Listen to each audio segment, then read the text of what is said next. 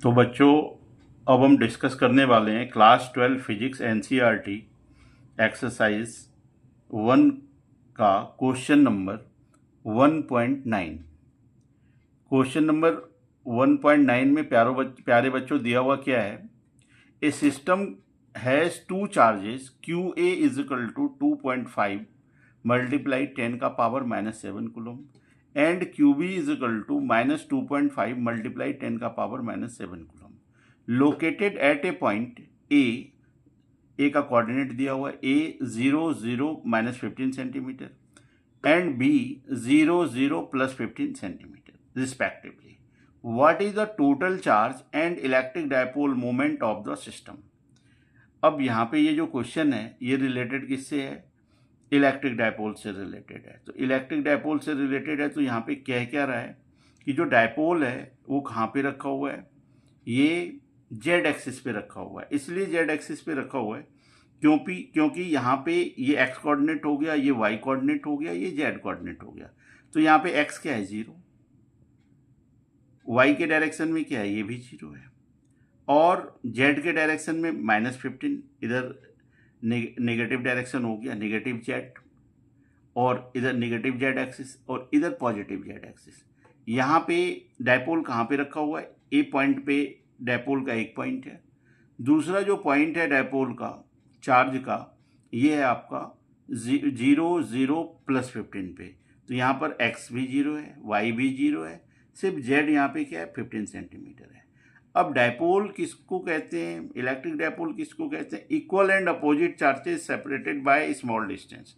तो यहाँ पे दो इक्वल चार्जेस हैं, एक 2.5 मल्टीप्लाई 10 का पावर -7 कूलम यहाँ पे है, और दूसरा इसी का जो नेगेटिव है टर्म नेगेटिव 2.5 मल्टीप्लाई 10 का पावर -7 कूलम।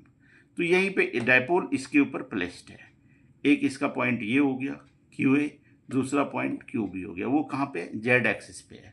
इधर जेड एक्सिस का पॉजिटिव डायरेक्शन +15 सेंटीमीटर है, इधर जेड एक्सिस का नेगेटिव डायरेक्शन -15 सेंटीमीटर है। अब हमें यहाँ पे क्या सबसे पहले फाइंड करना है? तो हम यहाँ पे लिखते हैं here two charges lie on Z axis on either side of the origin and at 15 centimetre from it as shown below the figure. अब यहाँ पे फिगर में दिखाया हुआ है कि ओरिजिन से +15 में यहाँ पे रखा हुआ है, डायपोल का एक पॉइंट है, और -15 पे दूसरा पॉइंट है। यहाँ पे सबसे फर्स्ट में हमें फाइंड करना है टोटल चार्ज। तो टोटल चार्ज क्या हो गया? क्यू ए की वैल्यू है 2.5 इंटू 10 का पावर -7 कूलम, और क्यू बी का वैल्यू है -2.5 इंटू 10 का पावर -7 कूलम। तो टोटल चार्ज के लिए हम क्या करते हैं? दोनों चार्ज को ऐड कर देंगे। क्यू ए की वैल्यू है वही वैल्यू क्यू बी की है, ठीक है, लेकिन एक पॉजिटिव है दूसरा नेगेटिव है, तो दोनों क्या हो जाएगा? कैंसिल आउट हो जाएगा, और टोटल चार्ज की वैल्यू क्या आ जाएगी? 0 डॉट। अब हमें यहाँ पे क्या करना है? इसका जो ए है, ए का जो रिजल्ट है वो आ गया टोटल चार्ज का, जो हमें फाइंड करना था ए पार्ट में, वो 0 आ गया टोटल चार्ज। अब हमें बी पार्ट निकालना है। बी पार्ट में क्या निकालना है? बी पार्ट में है electric dipole moment of the system. तो इलेक्ट्रिक डायपोल मोमेंट का फॉर्मूला क्या होता है? Dipole moment is denoted by the letter P, और ये आपका होता है क्यू इंटू 2a। क्यू क्या है? चार्ज, मैग्नीट्यूड ऑफ इधर चार्ज, चाहे तो पॉजिटिव का ले लेंगे या नेगेटिव का ले लेंगे। तो ये हो गया आपका 2.5 इंटू 10 का power -7 multiply length of the dipole. तो डायपोल का लेंथ क्या होगा? ये वाला लेंथ हो जाएगा डायपोल का 15 सेंटीमीटर यहाँ से, और ये 15 सेंटीमीटर यहाँ से, तो टोटल डिस्टेंस हो जाएगा 30 सेंटीमीटर। तो यहाँ पे हम लेंथ ऑफ द डायपोल लिखते हैं, ये कितने के बराबर होता है? 2a के बराबर होता है, और 2a कितना है? 30 सेंटीमीटर। अब सेंटीमीटर को हम ऐसा ही सिस्टम में करेंगे, इसको डिवाइड कर देते हैं 100 से, ये हो जाएगा 3 इंटू 10 का पावर -1 मीटर। तो length of the dipole 2a की भी वैल्यू आ गई। तो यहाँ पे हम लिखते हैं क्यू की वैल्यू हम पहले लिख देते हैं, और 2a की वैल्यू की जगह पे हम लिखेंगे 3 इंटू 10 का पावर -1 मीटर।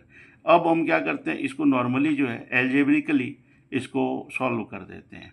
अब 2.5 को 3 से मल्टीप्लाई करेंगे तो 7.5 मल्टीप्लाई, यहाँ पे 10 का पावर -7 है और 10 का पावर -1 है, तो 10 का पावर -8।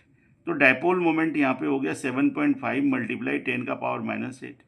और फिजिक्स में जब भी हम कोई रिजल्ट लिखते हैं तो उसके साथ हम उसका यूनिट जरूर लिखते हैं। तो ये हो जाएगा, आप जानते हैं डायपोल मोमेंट का यूनिट होता है कूलम मीटर।